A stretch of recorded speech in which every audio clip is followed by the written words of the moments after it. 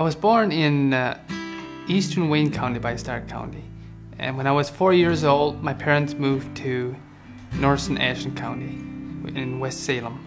And I was born and raised as Swarth Trooper Amish. I went to school with Naomi for 7 years. I knew her very well, but I never thought that I would marry her. She grew up in a different church district than I did.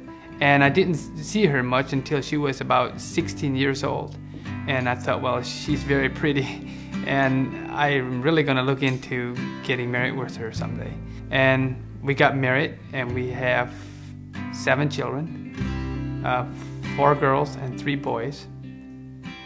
And I really liked the Amish lifestyle a lot when I grew up, but I never found peace in the Amish religion. I had a big struggle with why God would torture his people for all eternity. And I remember going to bed and just really struggling, not going to sleep, because I really wondered whether I was going to spend my time with God in eternity or whether I'm going to be burning for 1 billion years. And I did not understand that I was really struggling spiritually. That was just some of the issues I was dealing with. And my dad was a bishop, and I had to really follow the church rules because he was a bishop, and I was very well acquainted with the rules and did not really have a problem with the rules. I just thought we should have a closer walk with God. And after we got married, I met an Adventist, and we started talking about the mark of the beast, which is always a very big concern among the Amish, and how we are going to avoid the mark of the beast. And he shared some literature with me, and I read it, and I was very impressed that it was quite different. The mark of the beast was going to be about quite different a subject from what I always thought it would be. When I first started reading the Bible more, especially the English Bible, because we used to just read the German Bible, and I didn't understand it as well. But when I first started reading the English Bible, Naomi was very, very receptive, and she liked the idea of having more understanding in the Bible, until she saw where this was leading. This is going to lead us to be excommunicated from the church, because we cannot follow all the biblical principles that Jesus left us in the Amish church. Even just to keep the Sabbath. If you keep the Sabbath in the Amish church, you will be excommunicated as a heretic. And so when she saw where this is all going to lead, she kind of froze out, and she just wanted to stop reading the Bible and just try to not have knowledge in all these areas, and hopefully God will still accept us, because we would dishonor. She thought we would dishonor our parents if we kept the Sabbath and were baptized and all that. So she just wanted to stop right there and remain Amish. And I kept reading and sharing with her, and she enjoyed it, although she thought I was crazy in my head.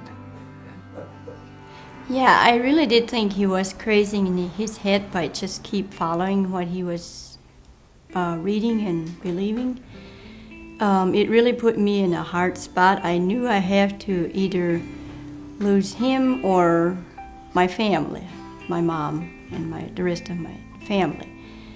I knew Andy's not going to leave me, just walk out of the house, but as far as spiritual, that would have been a breakup, because I wasn't following him where he was going. I knew he was on the right track, but I was just way behind. But I knew what we were reading made sense, but I was just not strong enough to keep following him. I didn't want to lose anybody. And I started realizing how much controversy this is going to bring in.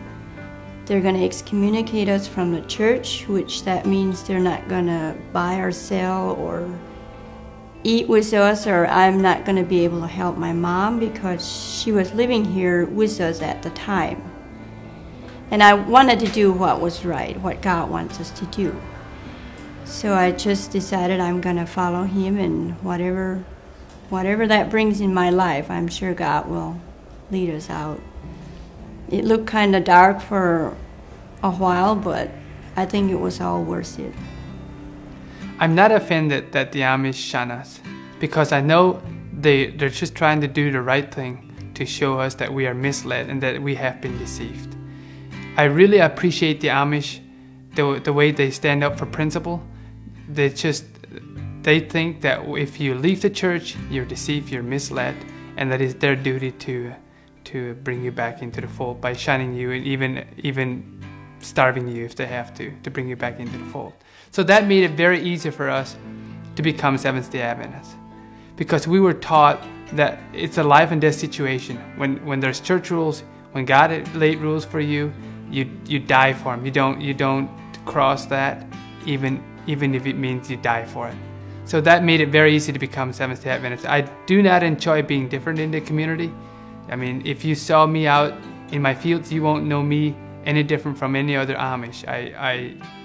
We maintain our Amish lifestyle, and I enjoy that very much. And like I said, I do not enjoy being different, although it is a joy to witness to people that think they have the truth. They believe that they have been called out as Moses was called out of the world. They truly believe that. And so really you cannot go talk them out of their beliefs. You have to show them a better way. And just the fact that you have peace in your heart. They can deny what I say or what I preach, but they cannot deny the peace and joy that is in our life. We started observing the Sabbath in February of 2014. 6 months later, we were baptized and became members of the Seventh-day Adventist Church. And I have a real burden for the rest of the Amish, because I know they would make very wonderful Adventists, because they have been taught the right principles, simple lifestyle. They would enjoy the Adventist message if they understood what it was all about. And so we have a real burden to reach out to the Amish. We believe there is, and we know there is, a tremendous field for harvest that we could harvest here. And there's many people leaving the Amish churches because they're not finding spiritual, or they're not finding their spiritual needs in the Amish. And so we know there's tremendous potential in the Amish community for witnessing. And as a matter of fact, just last night we had an Amish couple stop by, and they told us that they're planning to start keeping the Sabbath, and they were very willing to worship with us. Now we are on a mission to build a local Seventh-day Adventist church, partly because it is essential for us to have a local church where the Amish can depend on going to if they do leave the Amish church. They need a local church where they can worship, and also a school. We're planning to have the church and the school together if we can get the funds for it. And we have local Seventh-day Adventists or Seventh-day Adventists that are within driving distance that are supportive, and they will come and help us get the church started and attend the church and help make it a go.